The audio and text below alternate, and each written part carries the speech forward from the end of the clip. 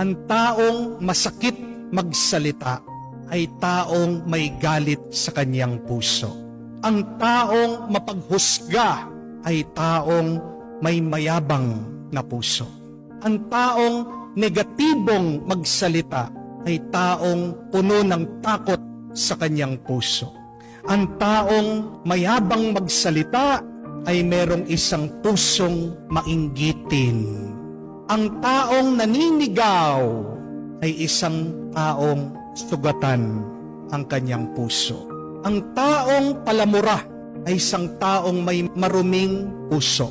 Ang taong mapaglait sa iba ay isang taong may mapait na puso.